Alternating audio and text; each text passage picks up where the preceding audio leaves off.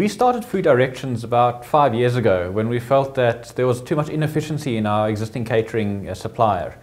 And we thought we could cut a huge amount of cost out by running the operation more efficiently. And at the same time, we thought the other benefits we could realize were that we'd have much more control over the quality of food that we were providing on our aircraft, and that we could also modify our menus much more quickly in terms of what passengers were preferring. So we started the Food Directions business.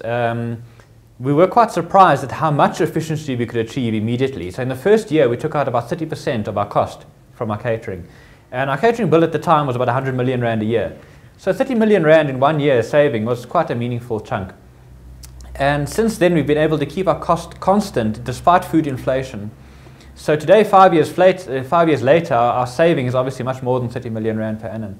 So it's been a hugely successful business from that perspective alone.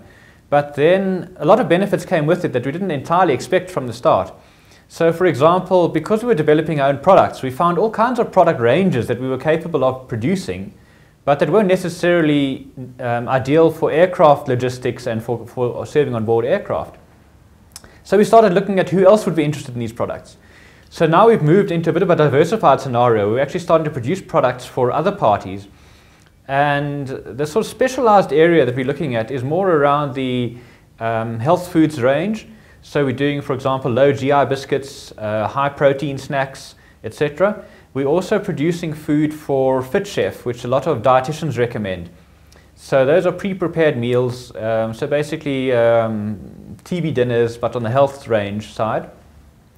And as we go along, we're seeing more and more interest in the products that we're developing. So it's really very early days at the moment in terms of the new product ranges that are not airline specific. But like I said, we've got a huge amount of interest from a lot of retailers who are seeing the kind of things we're developing, particularly the interest in organic food and low GI food, etc. And you know, those are the kind of interest areas that we hope are going to take off dramatically in the future.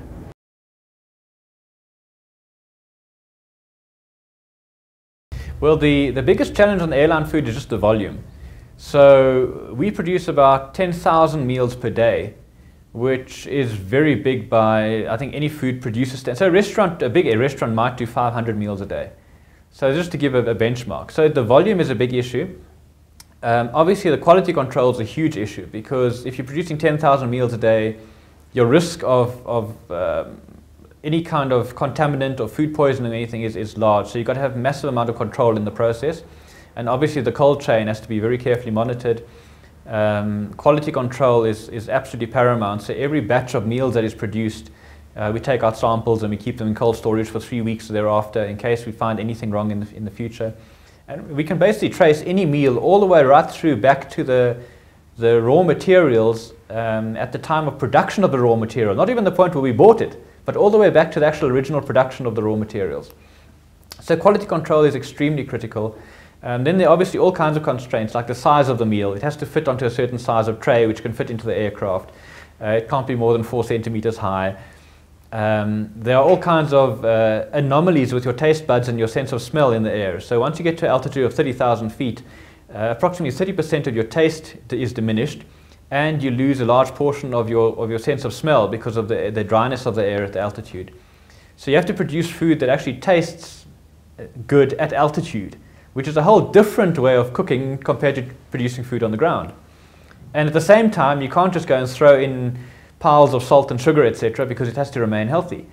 So there are a lot of constraints in cooking food that needs to fly as opposed to cooking food that stays on the ground. If we treated Food Directions as an independent company and not part of the Comair group, then we could potentially make a margin of around 30% on the food, just because of the efficiencies that we've achieved compared to the typical catering operations that we've seen outside of Comair.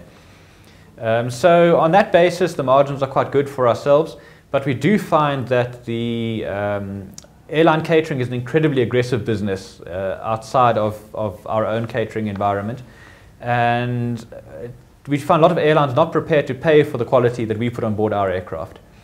So when we've gone out looking to tender on airline catering, we tend to find that a lot of airlines are just prepared to cut corners and have the bare minimum quality, and that's not really the market that we play in. So what we have found though is that dealing with third-party products, especially the health products and organic food, etc., it's much more of a niche product. The margins are much stronger, and because there's so few companies that have got the ISO standards of production, particularly in this category of food, we can actually command a relatively good price on very good quality products in that range. So that's, I think, in terms of our third-party production as opposed to for our own airline use, I think that's the area we're going to focus on more as opposed to producing for other airlines. And the margins are stronger, the products are more durable, so normally it's non-perishable goods. So you can put it into storage for a while and supply the retailers when they require it. Whereas the kind of food we're doing for airlines, you've only got a few hours of shelf life on them. And that makes the whole logistics of it again much more complicated. So we're trying to find a more simple product, a product with a stronger margin, more consistent margin, more durability, and like I said, the range that we're moving into now in terms of the high protein, low GI, specialized meals, etc., seems to fit that bill very well.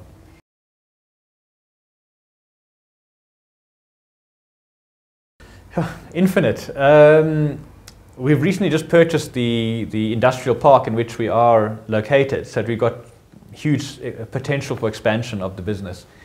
But we're really just in the starting blocks at the moment. We've got a huge amount of interest from many retailers already. We've had some international interest in producing products for export. So at the moment, as far as we're concerned, the world is the opportunity. How far we can take it, time will tell. We're hoping that this is just the starting gate and that we've still got a long way to go in terms of potential for growth.